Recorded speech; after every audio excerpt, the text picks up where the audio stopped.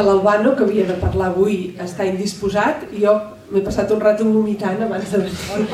Sí que per parlar de sanitat no som gaires bons espècimens, a no ser que, clar, no venim pas a parlar de salut, venim a parlar de la necessitat de que hi hagi un sistema sanitari que ens cuidi, no? que puguem acudir quan no ens trobem bé. Per tant, si els ponents no ens trobem bé, no és gaire mala cosa això, no? Per defensar-ho. Llavors, doncs ja sabeu, no? Ja l'heu dit, que venia de Berlín i a la biodiversitat i tot això. Per què defenso la sanitat pública? Per què em sembla que és no important, no interessant, essencial i urgent, les dues coses, essencial i urgent. Defensar un sistema públic que, com ara de seguida explicaré, era un dels millors del món.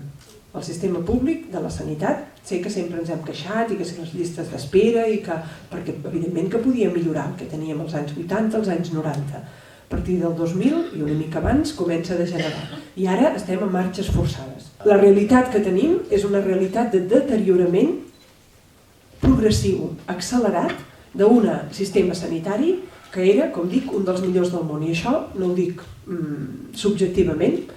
Jo m'he format aquí, com sabeu, vaig fer la carrera de Medicina a l'Hospital Clínic a Barcelona, això és la Universitat Central de Barcelona, i vaig treballar 2 anys abans de marxar als Estats Units, a la Mutua de Terrassa i alguns ambulatoris de Barcelona. Per tant, tinc una experiència personal d'aquest sistema, però això que dic, que era un dels millors del món, no és l'experiència subjectiva, això em refereixo al rànquing de l'Organització Mundial de la Salut, el rànquing que l'OMS fins a l'any 2000 publicava de quins són els millors sistemes sanitaris a nivell mundial. Dels 198 països que formen part de l'Organització Mundial de la Salut, a l'any 2000, i us cito el rànquing de l'any 2000, perquè després us explicaré, a partir de l'any 2000 ja no hi ha més rànquings. I com és que no n'hi ha més? Ja, després us ho explico. Però el rànquing de l'any 2000, que és l'últim que tenim, de 198 països, potser això molts ja ho sabeu. Sabeu quin és el lloc de l'estat espanyol a l'any 2000? Quin era el lloc? Algú sap? El 7, hi ha algú que ho sap, no? Era el número 7 de 198 països. Però el que és important a l'hora de defensar la sanitat pública és dir, quin era el lloc dels Estats Units? Els Estats Units ho sabeu que és una sanitat privada. Els Estats Units no tenen sanitat pública, tenen una cosa, perquè jo quan vaig fer la residència allà, vaig treballar a 4 hospitals, jo i tothom que fèiem la residència, no era res especial. Jo treballava en un hospital privat que es deia Buffalo General Hospital, un hospital privat, treballava en un que es diu County Hospital, Erie County Medical Center, i si m'allargo amb això és perquè si permetem que la sanitat vagi cap aquí, aquí acabarem així, per això ho explico. El County és, per entendre'ns, un hospital de beneficència, perquè clar, la gent quan cau al carrer vomitant sang tampoc els deixen allà que es morin, no? Si no tens assegurança mèdica, tu no pots anar a fer la prevenció, tu no pots anar i dir escolti, aquest matí he tossit una mica de sang, no hi pots anar, perquè no tens diners, no has pagat un seguro i no t'atenen. Jo estava fent de metgessa i a davant meu hi havia un taulell amb la recepcionista que deia, vostè té els papers, si no els té, doncs vostè no passa. I jo no podia atendre aquell malalt, perquè així és com funciona la sanitat privada. Per tant, no poden atendre's en prevenció, però evidentment, si cauen al mig del carrer vomitant o es col·lapsen, algú els va recollir, no deixen a la gent morint-se pel carrer. Doncs bé, no els deixen morir al mig del carrer, els agafen i els porten en aquest hospital de beneficència. I el dia que es desperten, si tenen sort i es desperten i obren l'ull, veuen una factura penjada aquí davant. I la factura diu el que els hi ha costat la seva assistència. O però si són indigents no la paguen, però allò ho tenen pendent, si algun dia els hi toca una herència i ingressen alguna cosa, allò marxa ràpidament per pagar aquesta factura.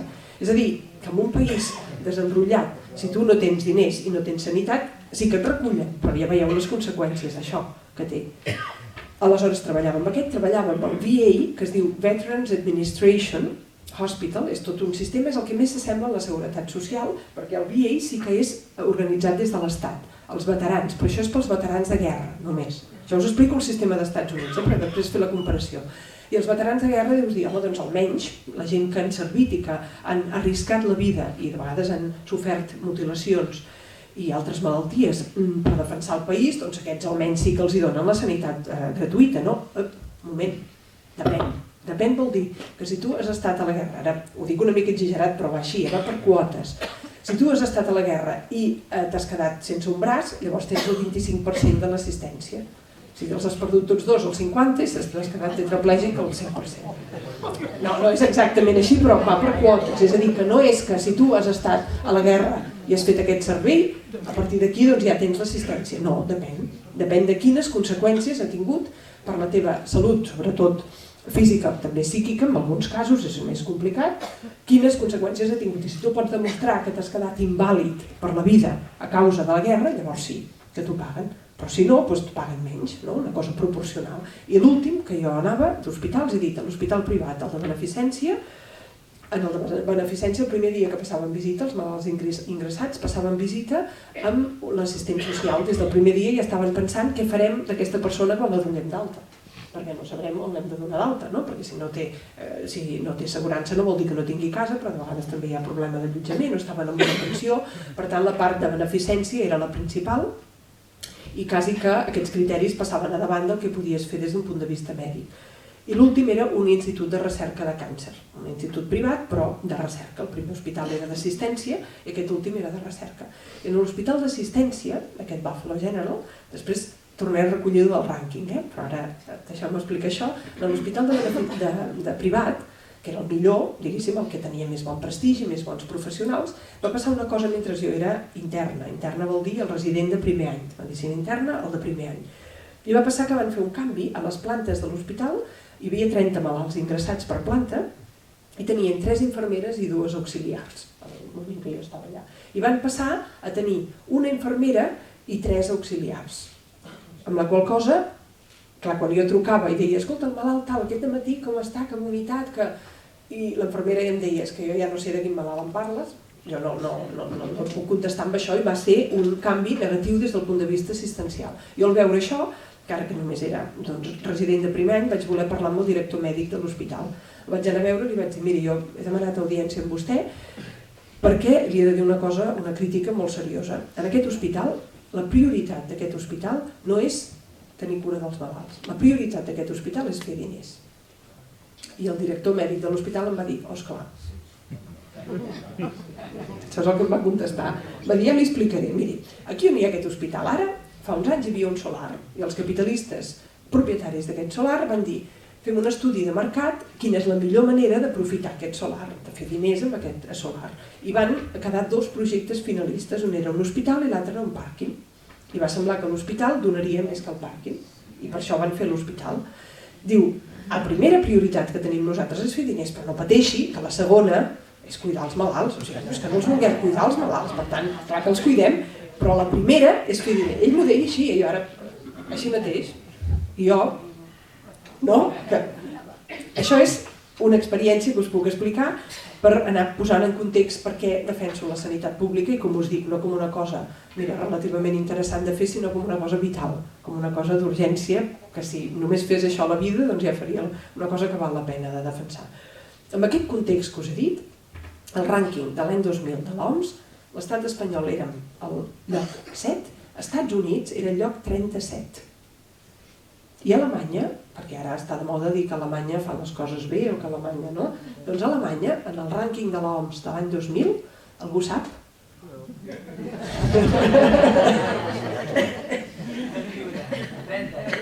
Alemanya era el lloc 25.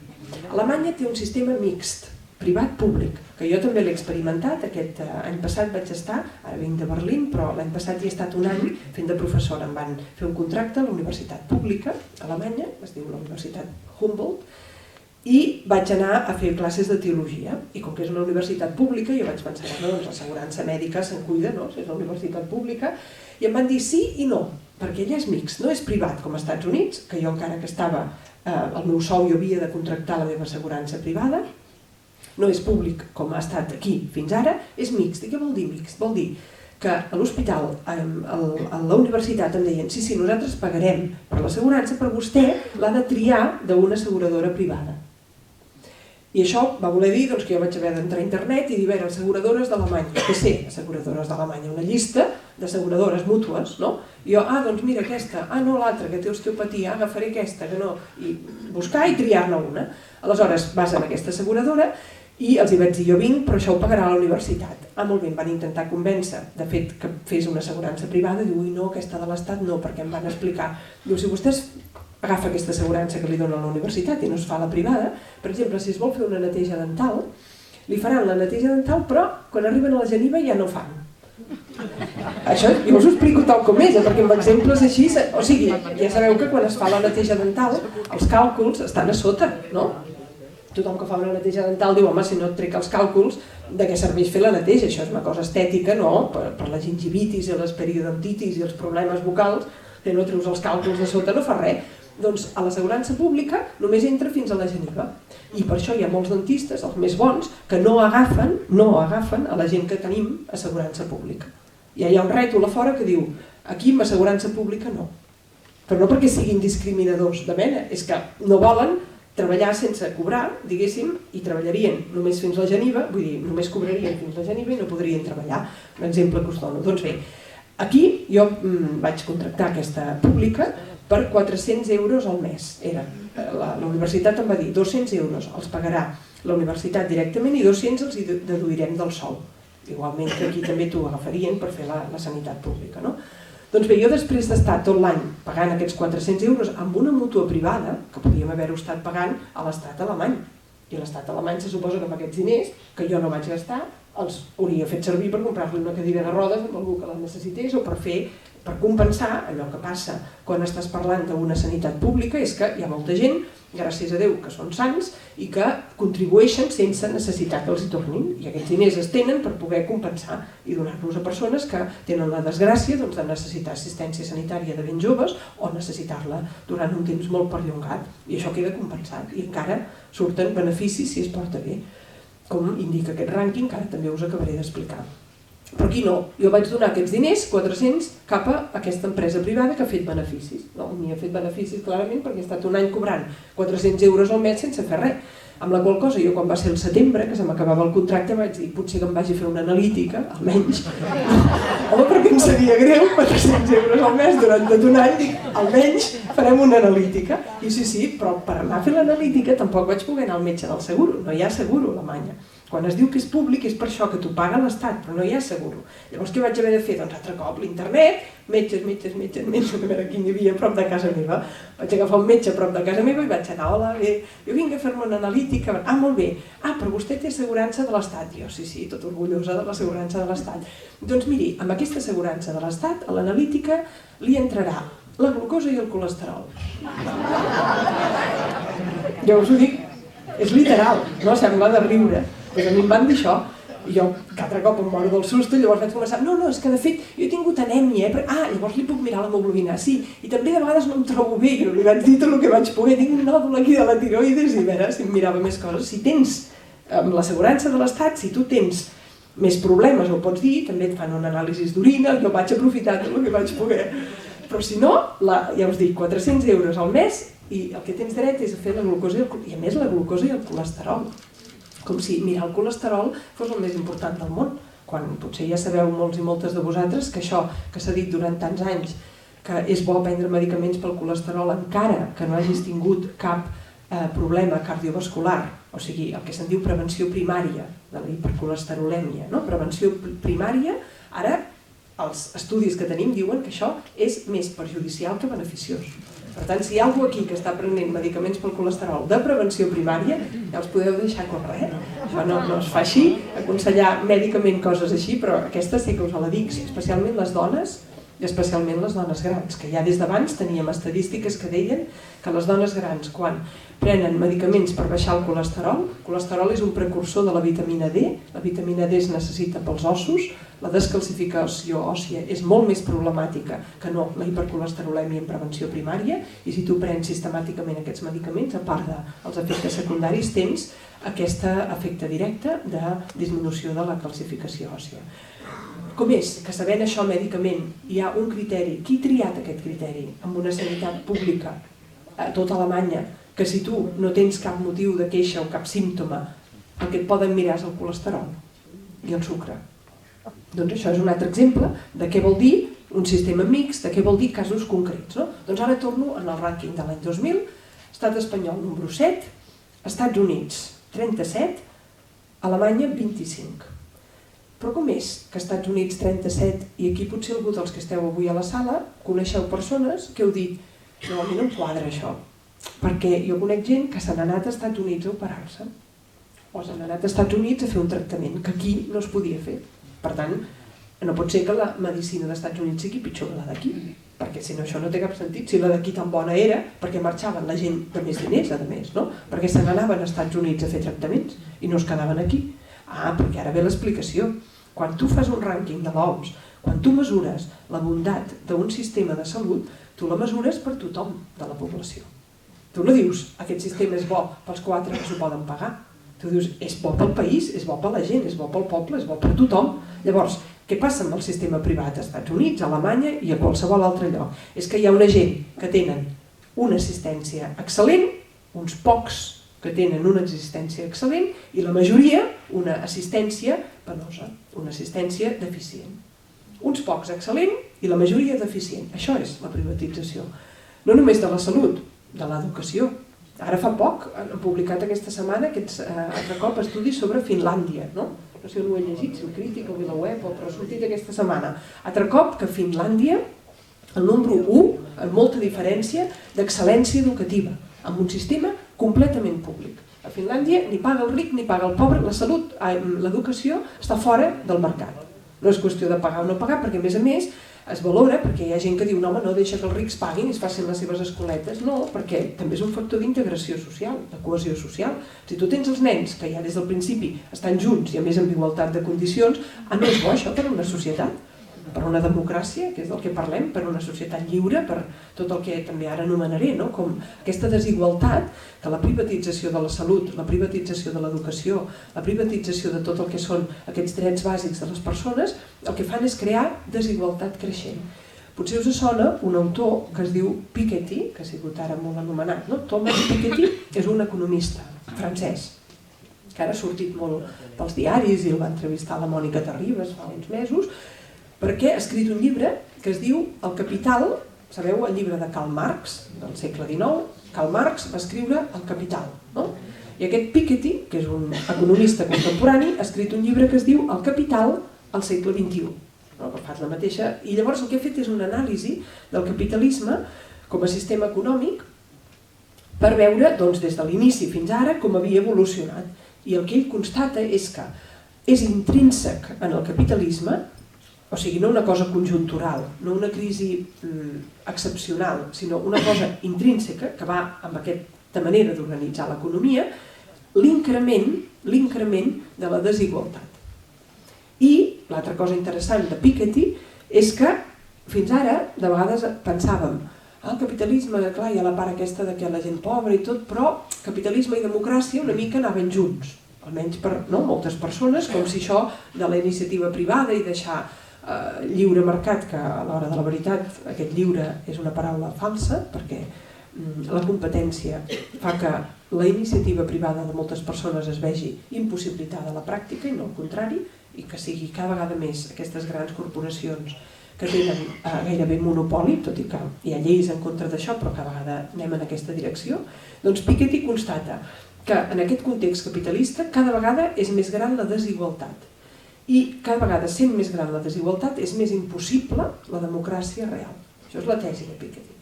Que la desigualtat econòmica és incompatible amb la democràcia real. Si tu estàs en una situació d'una precarietat tal que no saps si l'endemà perdràs la feina i si la perds en tornaràs a trobar una, tu com t'atreveixes a muntar un comitè d'empresa?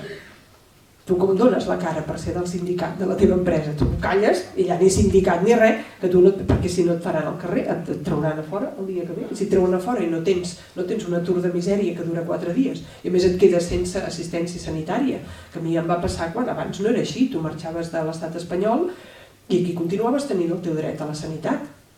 Jo com que me'n vaig anar un any, aquí em van treure la sanitat, jo no tenia dret, i en canvi la tenia allà, sí, però amb el colesterol i la glucosa. O sigui, no és que fos equivalent això, però aquí, pel fet d'estar contractada a Alemanya, aquí me'n van fer donar de baixa de la Seguretat Social i vaig perdre els drets aquí. No sé si m'hagués passat alguna cosa que m'hauria passat, no? On m'haurien operat i com... Però això és el que vull dir, que s'estan retallant cada vegada més aquests drets amb el que significa també d'angoixa, en el meu cas menys, perquè jo no patia per quedar-me penjada, per, no sé, connexions o el que sigui que tinc, però, clar, si aquesta part objectiva d'aquest retall en coses és una cosa, i la subjectiva de dir és que estàs patint pels papers, i patint molt, perquè clar, si no fas el paper alhora i no l'entregues i no el dones, potser et quedes en un espai realment obert, descobert d'assistència sanitària que després t'arriba la factura com a dels Estats Units.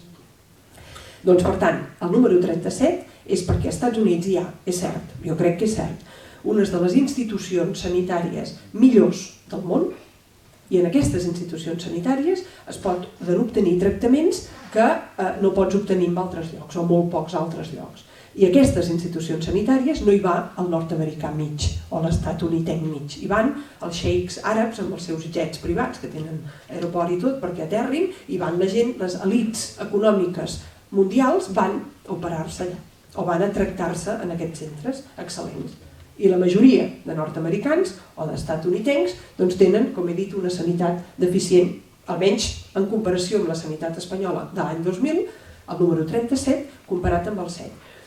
Hi ha una altra cosa que és molt important perquè a vegades es diu defensa de la sanitat pública, perquè és un dret, i jo estic d'acord amb això, i perquè és, diríem, en si mateix la sanitat pública vol dir entendre l'organització social d'una manera que respecta les necessitats de la persona. I això per mi és suficient, perquè defensar una sanitat pública.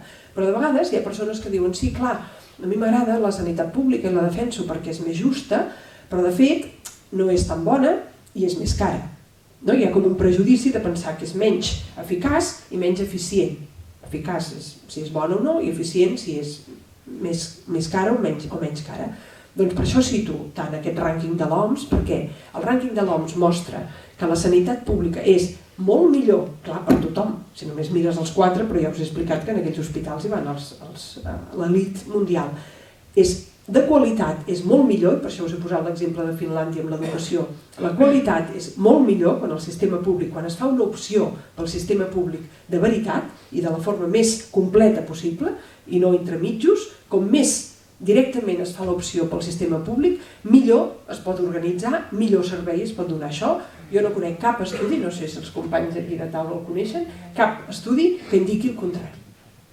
La qualitat de l'assistència, la gent treballa millor, també els professionals treballen millor, si no hi ha la precarietat, perquè això va junt, no? Quan tu tens aquesta també crítica del funcionariat, d'acord, doncs hi pot haver problemes amb els funcionaris i s'han d'arreglar si són, però el que està clar és que quan tu tens una professió com la infermeria, per exemple, on tu saps que ets funcionària i saps que la teva lloc de treball, en principi, no perilla que li caigui simpàtic al jefe o no, doncs tu defenses els drets dels malalts d'una altra manera. M'ha passat moltes vegades, sobretot dic infermeria, clar, els metges i metgesses també hauríem de ser, i són en molts casos, però l'exemple que tinc al cap és d'infermeria moltes vegades, que el que fan és dir doncs això no pot ser, programar-ho d'aquesta manera perquè el malalt s'haurà d'estar 3 hores a fora i això és un home gran i no sé què, vale. Però l'infermera planta cara, i planta cara perquè està segura en el seu lloc de treball. Si no està segura en el seu lloc de treball, doncs què vols que es jugui la seva família i el seu sosteniment? Per plantar cara defensant els drets del malalt. Doncs les infermeres jo les he vist moltes vegades fent-ho això. I per exemple amb estudis, no farem aquest estudi, però no pot ser perquè aquest estudi, llavors s'organitzen i planten cara. Si tu tens aquest personal sanitari en precari, aleshores aquesta defensa dels drets dels malalts la tens molt més compromesa. Doncs bé, com dic, aquests centres d'excel·lència màxima per uns pocs, i ara anava a la qüestió de l'eficiència, o sigui, de quant costa aquesta sanitat. Em remeto altra vegada en aquest estudi de l'OMS de l'any 2000.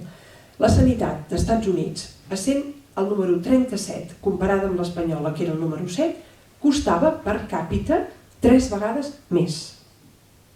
Això són els resultats de l'OMS. És a dir, més cara perquè porta associat aquest guany. Permetre que amb la salut s'hi faci negoci, permetre que la salut sigui un negoci, doncs està clar que estàs permetent que entrin en l'equació de tractament entre metge i pacient, entre professional sanitari i pacient, i entre aquest, diríem, interès econòmic. Potser no privat del metge, potser no privat de la infermera, però sí que forma part de, per exemple, una manera d'incentivar que segons quins medicaments es receptin més que d'altres, o una manera d'incentivar que segons quines proves se'n facin més que d'altres, o una manera d'incentivar sobretot amb el que puja aquesta despesa sanitària als Estats Units, és perquè s'accepten protocols que són medicalitzats.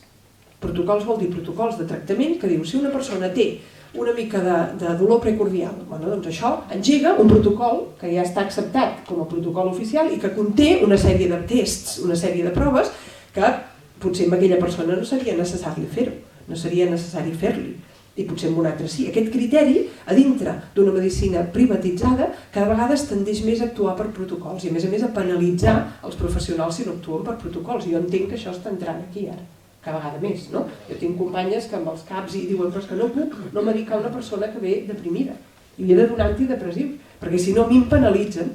En el meu cap, si jo dic la persona ha vingut amb una sèrie de símptomes que clarament són d'ànim deprimit, d'acord que pots utilitzar antidepressius per un moment, pots fer altres coses, no? Unes companyes metgeses del cap em diuen és que molts dels meus pacients, jo poso allà contractura muscular, amb un altre poso síndrome depressiva, amb l'altre poso úlcera d'estómac, però en realitat el que hauria de posar amb tots aquests és atur, atur, atur, com a causa del problema.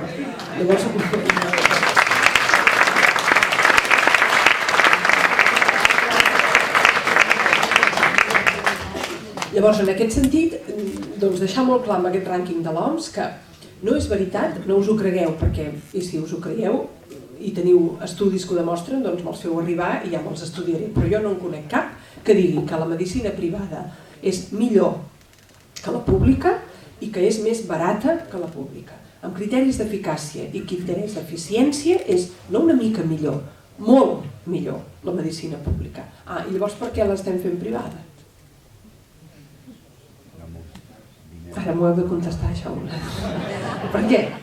Perquè l'estem fent privada i jo no puc de cap manera trobar un argument que digui l'estem privatitzant. Teresa, perquè els diners són poderosos, tenen atractiu i tenen més poder que la vida humana. Per tant, el que jo ara anava a dir és que jo no puc de cap manera trobar un argument que digui ho estem fent per una cosa bona per la majoria de les persones. Jo no en tinc cap d'argument. El que ens diuen ja ho sabem, que això serà millor qualitat, però on estan els estudis que ho demostren? Jo no en tinc cap. I també diuen que serà més econòmic perquè amb la sanitat pública es gasten molts diners, no? Doncs on estan els arguments que ho defensin això? Jo no en tinc cap. Per tant, l'únic motiu és perquè entremig s'hi han ficat interessos privats. I aquesta és la resposta que jo dono. Llavors, clar, per una persona determinada que pren una decisió determinada, pot ser que aquesta persona tingui unes pressions per fer-ho, o uns interessos per fer-ho, però si tu el que tens en ment és el benestar de la població, això no et porta a tu privatitzar una sanitat com la de Catalunya. Sí? Me deixes? És que arribarà un moment que ens cansarem de jutjar i de criticar sempre les persones. Les persones no tenen interessos a fer mal als seus semblants. El que passa, i repeteixo, els diners són poderosos i quan nosaltres girem la vista a les persones cap als diners, llavors trobarem la raó de què és el que ens perjudica i què és, perjudica entre cometes, perquè des de sempre ens han ajudat, però avui dia, en una societat plena, com és avui dia i moderna, els diners arribaran a un punt que ja veiem que ja no es necessitem. Jo diguéssim continuo perquè amb això jo sí que per mi és molt important quan es diu de vegades els mercats pugen, baixen, no. Jo sí que darrere dels mercats hi veig sempre decisions de persones i aquestes decisions no vol dir necessàriament centrar-se en una crítica amb una persona determinada, sinó que el que estem intentant fer aquí és analitzar entre totes i tots el sistema que ara mateix tenim i el sistema cap al qual volem anar per contribuir, suposo que és l'objectiu d'aquest acte, es diu defensa de la sanitat pública, no? Doncs donar els arguments màxims possibles perquè aquesta defensa es faci realitat. Per què? He dit que a partir de l'any 2000 l'OMS ja no va publicar més aquest rànquing, perquè, home, seria interessant veure l'any 2014 com estem, i el 2013 i el 2012. Doncs no l'ha publicat més, i si aneu a la pàgina web de l'OMS, si entreu, veureu que diu aquest rànquing a partir de l'any 2000 no s'ha publicat, i llavors posa, per excessiva complexitat tècnica. I diu, què vol dir això? O sigui, que fins a l'any 2000 se sabia fer i a partir de l'any 2000 s'ha tornat excessivament complex. Com jo no entenc això. Allà posa això, i altre cop, jo tot el que cito no ho he mirat ahir, per tant les coses potser canvien, si algú us ho mireu i ara ho diu diferent, doncs li dieu al Ramon i ell m'ho fa arribar, però l'última vegada, i no fa tant, fa un any o així que ho vaig mirar, deia això. Bé, quina és, si no és l'excessiva complexitat tècnica, per mi no és un argument, què ha passat a partir de l'any 2000? No és ben bé l'any 2000, però a partir de l'any 1992 el que ha passat és que l'OMS L'OMS és una institució, Organització Mundial de la Salut, fundada el 1947 i fundada després de la Segona Guerra Mundial per contribuir, com tantes de les associacions internacionals, a que mai més no hi hagi guerra, és a dir, contribuir a que el món tingui unes institucions que vetllin per el que se suposa que són les necessitats bàsiques, ja no d'un país, sinó de la població mundial, i evitar que hi pugui arribar a haver aquestes desigualtats, tensions, confrontacions que porten a que un país pugui crear o que es pugui originar una guerra mundial, com hi va haver. Crear institucions que ajudin a veure'ns a tot el món com diríem una unitat, no com una nacionalitat enfrontada sempre. L'any 47 es va fundar i l'OMS s'havia de finançar a partir de les contribucions que donessin els estats membres. Els estats membres de l'OMS reserven un tant per cent del seu pressupost per cobrir unes quotes amb l'Organització Mundial de la Salut. Això va ser així fins als anys 70. En els anys 70, amb la crisi del petroli, ja hi va haver una sèrie de països que van començar a aportar menys a l'Organització Mundial de la Salut. I l'any 92, per primera vegada, les aportacions privades a l'OMS van ser més grans que les públiques.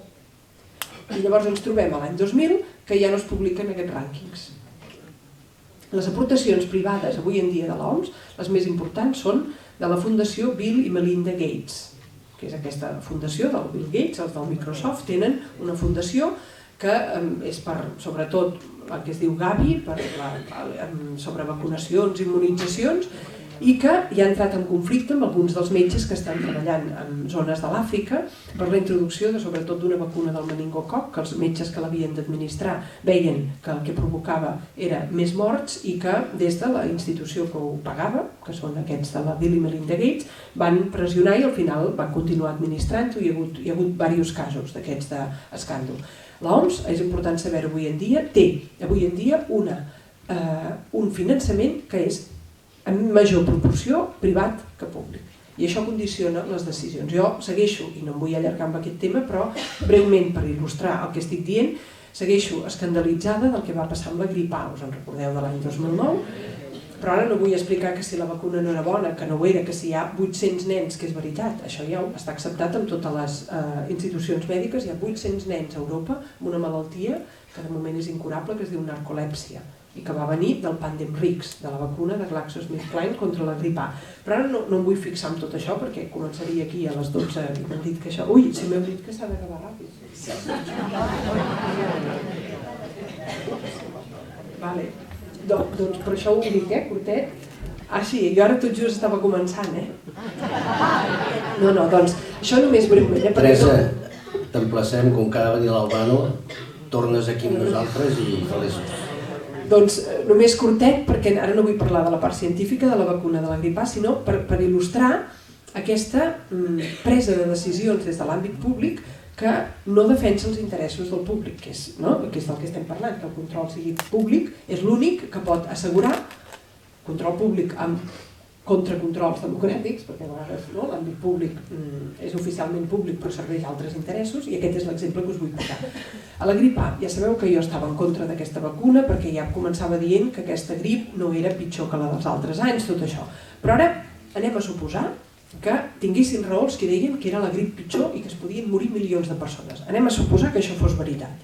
I anem a suposar també que aquesta vacuna fos realment la solució per poder aturar, perquè això és el que ens deien, Ens deien que aquí hi ha una emergència sanitària de màxim nivell, nivell 6, i tenim, per sort, la solució, que és una vacuna. Doncs en aquest context d'emergència sanitària mundial de nivell màxim i tenir la vacuna, us en recordeu que cap a l'octubre, això era l'any 2009, els diaris deien que potser no hi hauria vacuna per tothom. Us en recordeu d'això? Que hi va haver moments de pànic i la gent començava a assegurar-se a la plaça i jo, el meu nen, sí que li posi. Com pot ser que diguessin que no n'hi hauria per tothom? Doncs podia ser perquè en aquest context d'emergència sanitària màxima i tenir la solució s'havia reconegut, acceptat i validat la patent d'aquesta vacuna només per 4 companyies farmacèutiques. I van ser aquestes 4 que van dir però és que potser no donarem l'abast per fer vacuna per tothom. Com pot ser, aquesta és la meva pregunta, com pot ser que en un context d'alarma sanitària mundial no es posin tots els laboratoris del país tots a fabricar aquesta vacuna, que és la solució, però en quin món estem? Que m'enteneu què vull dir? Ara, independentment de si la grip era dolenta, de si la vacuna era bona, la versió oficial de l'OMS i de les autoritats locals i de les autoritats nacionals i de tot el món, amb una excepció, que també us la diré ara, era que això és una malaltia que pot matar milions de persones, com la grip del 1918, i aquí tenim una solució excel·lent, que és una vacuna que primer la volien posar 2 vegades i tot, no?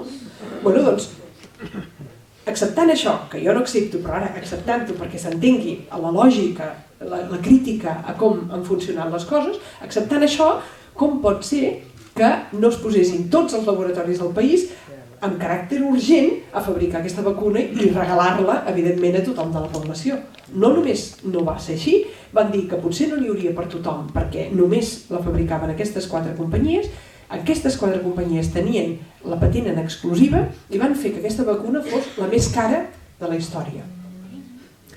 I això va fer que, com que primer van dir que caldrien 2 dosis, hi va haver molts països, com també sabeu a Espanya, no vam tenir un munt de milions de dosis allà guardades, que després ho vam llançar, ho vam donar al tercer món, que van fer una inversió que va obligar-los a disminuir la inversió en altres partides de la sanitat pública. Perquè clar, això no estava previst al pressupost, fer aquesta, i no era una inversió menor, era una inversió gran. I diràs, bueno, però aquestes 4 companyies bé han de viure. Han de viure. Són de l'1% de les companyies que més guanyen de tot el planeta. I això ho dic per l'informe d'Oxfam Intermón. Ha sortit, no sé si l'heu vist, va sortir fa 2 mesos, us el recomano, aquest informe, Oxfam Intermón, un informe que diu si seguim com estem ara, l'any que ve, o sigui el 2016, sabeu que de vegades hi ha informes d'aquests que diuen si seguim com estem ara, d'aquí 50 anys ja no hi ha Venècia, no existirà, no? Amb el canvi climàtic ja l'aigua ja no hi haurà Venècia. Doncs no, d'aquí 50 anys no. Aquest informe d'Oxfam Intermón, i Oxfam és, jo crec, la que té més prestigi a nivell internacional pels temes de pobresa. Doncs Oxfam Intermón, l'últim estudi que va sortir fa 2 mesos, diu si seguim així, l'any que ve, el 2016, l'1% de la població mundial tindrà acumulada més riquesa que tota la resta. L'1% més riquesa que tota la resta. I si encara ho voleu fer més dramàtic, això també és d'aquest informe, diu perquè 1% de la població mundial són 70 milions de persones, perquè són 7.000 milions de persones, no? Doncs 70 milions més que els 7.000 milions, però jo com que en milions ja em perdo, faig la cosa de les 80 persones, que també ho diu l'informe, diu això vol dir, perquè dintre d'aquest 1% encara hi ha jerarquia o encara hi ha diferències molt grans. 80 persones de tot el planeta, 80 persones tindran més que el 50% més pobre del planeta, o sigui que 3.500 milions de persones. Això és el que Piketty diu, és incompatible amb la democràcia. No hi pot haver democràcia a nivell global, no podem pensar que estem expandint la democràcia si al mateix temps estem permetent aquesta acumulació que, per cert, ha augmentat de forma exponencial des dels anys 70. O sigui, això no és tota la vida ha sigut així, no ha sigut així. La desigualtat està augmentant d'una forma exponencial. Ara, en aquests últims anys, amb això de la crisi encara ha empitjorat més, perquè hi ha gent que es beneficia de la crisi, mentre que d'altres ho estan perdent tot. Per tant, és una situació, jo quan dic que és relativament nova, vull dir que això ho podem tirar enrere. O sigui, no ho veig com una situació que sempre ha sigut així, no és veritat, que sempre hi ha hagut rics i pobres, d'acord, que sempre hi ha hagut desigualtat també, però aquest grau de desigualtat que tenim ara, això ni l'imperi romà, ni els imperis perses, ni inques, ni... Això és una situació de deteriorament intens i progressiu d'aquests últims anys. I ja acabant això, però només perquè veieu això que us he dit de la grip A, tothom ho va acceptar, això, tots els governs, no, tots no. Hi va haver un govern que va dir això mateix que estic dient jo ara, ja ho va dir un govern el 2009, i per això no va comprar la vacuna. Algú sap quin és? Eva Kopacz, Polònia. Eva Kopacz era la ministra de Sanitat de Polònia el 2009. I Eva Kopacz era metgessa, i és metgessa, i ella havia tingut un cas amb l'empresa Novartis quan acabava d'arribar de ministra. I el primer que va passar és que estaven fent unes proves d'una vacuna de la grip, l'empresa Novartis, amb passavolants. I en els passavolants havien administrat la vacuna 25 passavolants a canvi d'un entrepà i 8 s'havien mort. I ella va ser això, ella li va passar això, acabava de ser ministra, va investigar el cas, va veure que no hi havia les precaucions mínimes, va quedar esbarada d'aquest cas, després va venir la grip A i va dir, moment, això, encara que és en solitari, això costa molt un govern fer-ho, no d'un país dominant com és Polònia. li van dir de tot. Jo anava seguint el 2009 les seves intervencions a televisió i a altres llocs, tothom intentava deixar-la com una persona absolutament fora de la raó. Doncs bé, quin ha estat, perquè ara ja tenim totes aquestes dades, quin ha estat la mortalitat i la morbiditat de la grip A a Polònia en l'any o la temporada de grip del 2009 al 2010? Doncs ha estat, però no és significatiu, o sigui, ha estat, en números absoluts, ha estat menor que la d'altres països que van tenir la vacuna i, si fem l'estadística, diríem, més complexa, ha estat igual. O sigui que els que han tingut la vacuna, hi ha hagut 800 nens que han quedat, com a mínim, amb aquesta malaltia greu, però tampoc es pot dir que la vacuna hagi sigut un desastre de salut pública, tampoc és això. Però el no posar la vacuna no ha significat cap canvi en la morbiditat i la mortalitat de la vacuna de la grip A. Per tant, el que sí que ha sigut segur és un negoci rodó i un negoci fraudulent per a aquestes companyies. Perquè imagineu-vos si van vendre vacuna a tot el món, si s'havia de vacunar a tot el món, països del sud, països del nord, i això va ser un moment molt important d'acumulació una altra vegada. Ja vaig acabant, però que aquest 1% que he dit de l'informe Oxfam a mi em va interessar estudiar, i tot això ho diu aquest informe, quines són les empreses que estan en aquest 1%, o les persones que estan en aquest 1%, que ha acumulat més del que podran gastar-se en tota la vida, mentre hi ha gent, ara aprofito per dir una cosa que també la diu la doctrina social de l'Església, i que jo estic convençuda d'això, que és que jo estic a favor de la propietat privada, però no estic a favor de la propietat privada com un dret absolut. Jo crec que no és un dret absolut, jo crec que ningú té dret a tenir acumulat més del que gastarà o del que ni tan sols podrà comptar en tota la seva vida mentre un altre es mora de gana al seu costat. Jo no vull un món així.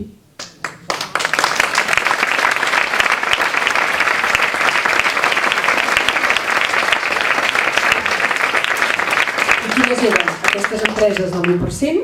Doncs una són la banca, i ara la banca amb els beneficis que té. Una altra eren les empreses asseguradores, i després de la meva experiència a Alemanya ja veig per què, no per què.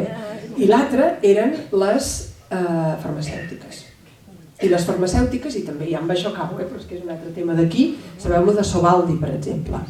Aquest cas de Sovaldi és un medicament per l'hepatitis C. L'hepatitis C, una inflamació del fetge, en aquest cas d'etiologia vírica. El tractament amb Sovaldi mínim són 3 mesos. De vegades poden ser 6, o si estàs esperant un trasplantament hepàtic pot ser fins que el tinguis, un any o més. Doncs si diem que el mínim de tractament Sovaldi no es dona sol, es dona combinat amb els altres antivirals, però si fas tractament amb Sovaldi durant 3 mesos, el tractament de Sovaldi és una pastilla al dia de 400 mil·lígrams, i aquesta pastilla, algú sap quan val una pastilla? Quan? ¿Cuánto?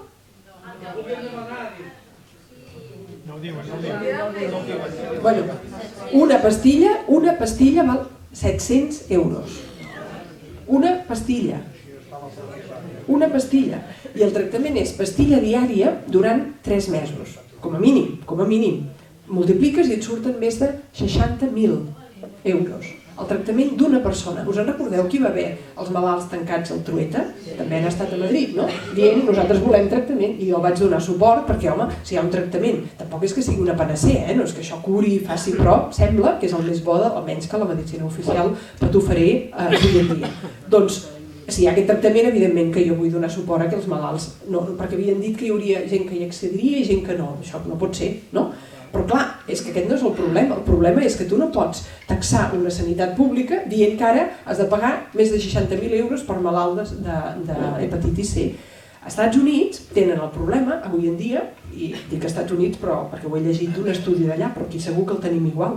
Per exemple, la població penitenciària, la major part de la població penitenciària, o no la major potser, però molt bona part, tenen hepatitis C. Llavors, ara, als Estats Units, el problema és que no poden, amb els recursos que tenen assignats, no poden pagar aquests tractaments. I si paguen aquests tractaments, doncs han de treure d'un altre lloc de la partida pressupostària que ha creat un veritable problema. Però com pot ser que permetem, qui és que ho està permetent això? Quina mena de món i de sistema tenim que permet que una pastilla de Sovaldi costi 700 euros? Com es pot justificar això? Perquè ja heu vist, que per això ho faig de dir-ho junt, ja us he explicat que Oxfam Intermón diu que aquestes companyies són, no que tenen beneficis, que estan en aquest 1%, que sols tenen més que tothom. Doncs com ens poden dir, és que hem de compensar les despeses d'investigació? Això no és. Perquè si haguessin de compensar les despeses d'investigació, aquests laboratoris tindrien uns guanys moderats, no? Però no serien més que els bancs, tenen més guanys que els bancs. Doncs com pot ser que si tenen més guanys, i llavors com pot ser que la sanitat pública no tingui aquesta capacitat de confrontar això? Com pot ser que no la tingui? I, per tant, la meva defensa de la sanitat pública és, per aquestes estadístiques que us he donat, de què és més eficient, de què és més eficaç, evidentment per la cosa bàsica, de què és una mirada sobre el que vol dir viure en comú, que reconeix les necessitats de les persones i els dona la prevalença que han de tenir i la separa del negoci, no permet que es faci negoci amb això, però a més perquè el que voldria i el que vull és una sanitat pública que pugui plantar cara, que sigui prou forta, que tingui els seus laboratoris, que tingui la seva investigació. I aquest és tot un altre tema, però és que està molt lligat amb el de la sanitat pública. Els interessos, diríem, a l'hora de promoure certs tractaments, també potser coneixeu dels Metges Sense Fronteres, ja van fer un informe el 2003 que es diu Desequilibri fatal. I el desequilibri fatal era que a nivell mundial el 90% dels recursos sanitaris van dirigits a malalties que afecten el 10% de la població i el 10% dels recursos per malalties que afecten el 90%. Això només s'entén si a darrere hi ha un negoci. Perquè si no, no s'entén que si tu ets metge i tens la vocació o ets investigador mèdic, doncs tu vas a estudiar les coses que més afecten a la gent, les més greus, les més urgents, les més, i si ets una institució mèdica que vetlla per també la salut a nivell mundial o en un país, doncs el que estudiaràs és el que afecti més a la gent. Doncs no, segons Metges Sense Fronteres, a l'any 2003, les 3 patologies que s'enduien el màxim d'inversió, el màxim de diners, d'investigació, d'esforç econòmic, però també humà i de pensament, eren, la primera, la impotència masculina. No dic que no pugui ser un problema, però ja sabeu, la Viagra i tot un negoci immens, més de 20 milions prenent-ho regularment. La segona era l'obesitat, que en un món on hi ha 1 milió de persones, que 1.000 milions de persones passant gana també és una ironia, i no dic que no sigui un problema l'obesitat, però jo no ho posaria dalt de tot. I la tercera és l'insomni, que deu ser per les altres dues, de saber que aquests són els recursos. O sigui, la impotència masculina, els problemes d'erecció, l'obesitat i l'insomni. Això era els Metges Sense Fronteres, amb què s'està dedicant això. Llavors, si es fa aquest tipus de distribució de la capacitat investigadora, aleshores es generen també uns, com deia abans, protocols d'actuació i es genera investigació amb una sèrie d'àmbits que no són els que més beneficien. I amb això sí que acabo. Quan jo vaig estar als Estats Units i vaig fer això que us he explicat, la residència, vaig estar estudiant la síndrome de la fatiga crònica, si tenia un temps que vaig estar al laboratori, si els virus de l'herpes 6 i 7 podien tenir alguna cosa a veure amb l'etiologia. Llavors, quan vaig parlar amb el director del laboratori, com és que havíem triat aquest tema d'estudi, em va dir, doncs perquè jo li deia, home, però hi ha altres coses que són d'abast mundial, més no, que no sigui interessant aquest, però volia saber els criteris. Llavors em va fer anar al seu despatx, Ian Hay, es deia aquest director del laboratori, em va dir, mira, aquí als Estats Units hi ha el Congrés que cada any publica, a través de les National Institutes of Health, que és la institució dels Estats Units que dona diners per la investigació mèdica, publica una llista de les prioritats de recerca. I la llista de les prioritats de recerca vol dir que si tu vols investigar una altra cosa, tu ets lliure, pots investigar el que vulguis però no et donaran diners, perquè t'has d'adaptar a la llista de prioritats de recerca. Molt bé, i aquesta llista a mi no em sembla malament, si és que la fan unes persones que estan pensant quin és el més interessant d'estudiar, el més necessari d'estudiar en aquell país. Però resulta que aquesta llista està influïda directament per al Congrés, on en el Congrés hi ha aquests interessos privats que fan que el que es col·loca a dalt de tot de la llista és el que potencialment pot ser un negoci més important per a aquestes grans companyies. Llavors això torna a ser un altre àmbit en el qual la sanitat pública hauria de tenir la capacitat d'autogestionar la investigació, perquè si no tornem a estar en dependència d'uns interessos econòmics que el que fan és que no és que tens medicament i que te'l venen a 700 euros, és que ja ni el tens, perquè ja no hi ha hagut la investigació per arribar a aquell medicament. Sabeu que de vegades s'ha denunciat investigacions que comencen i que després són desviades perquè els resultats no són el que interessa, i segur que coneixeu el cas de Vioxx, us sona? Aquest antiinflamatori. Això va ser l'any 1998, Vioxx es va posar al mercat i l'any 2004 Vioxx es va retirar del mercat. I en aquest període hi va haver 30.000 morts de Vioxx. I això no és que ho digui jo, això hi ha un judici, i Merck, la casa farmacèutica Merck, va pagar la multa, que aleshores va ser la més important per una companyia farmacèutica, perquè havia tingut mala sort i li va sortir un medicament que matava la gent. No, per això no li haurien posat una multa. Si li van posar aquesta multa i va acceptar culpabilitat en un judici criminal, que això és el que és, per això el llibre que vaig escriure jo de les farmacèutiques es diu Els crims de les grans companyies farmacèutiques, i això no és un títol metafòric, sinó que volia dir els casos criminals que hi havia hagut segons judici penal, no? Era un descriptiu. Però ara el que us vull dir és que Merck va acceptar aquesta responsabilitat perquè es va poder demostrar amb correus interns i informació interna de l'empresa que durant el desenvolupament del medicament Vioxx es havia comprovat que hi havia un increment d'infarts de miocardi i d'embòlies. I aquesta informació, en lloc de fer-se pública, com s'havia de fer, que s'havia fet era ocultar-la. Llavors això és responsabilitat criminal i per tant els hi va caure la multa més solemne de la història. Sí, molt solemne. Menor als beneficis que havien tingut en Vioxx. Això és la cosa. O sigui que no pot ser que tinguem un sistema, perquè això em diràs, home, però ningú serà tan cínic de calcular el benefici. Bueno, doncs sí. No? Llavors tornarà a passar. Ara la vacuna del papil·loma humà també és de la casa Merck, la Gardasil, que es diu, i al Japó ja l'han retirada. I a França van demanar a la Comissió Científica de l'Assemblea Nacional Francesa una moratòria, no només pel Gardasil, sinó per totes les vacunes que tenen alumini, perquè hi ha hagut una irregularitat en la investigació, ara no m'allargo amb això perquè ja estic acabant, però per dir-vos que és impossible, i amb la constatació que tenim dels darrers anys, és impossible pensar que la privatització de la sanitat sigui un benefici per la població en el seu conjunt. Això és un prejudici i un prejudici de conseqüències gravíssimes.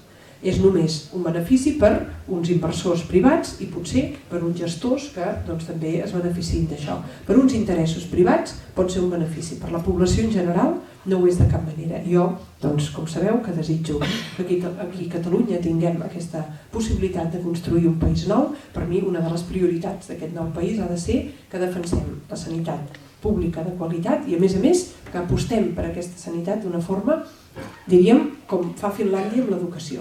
No que fos un dret de les persones i que no fem aquest sistema, diríem, paral·lel, amb mútues i no, perquè ja sabeu que també moltes vegades aquest sistema paral·lel el que ha fet és derivar recursos de la pública cap a la privada o fer que de vegades hi hagi unes llistes d'espera més llargues a la pública per beneficiar la privada, etc. Doncs moltes gràcies.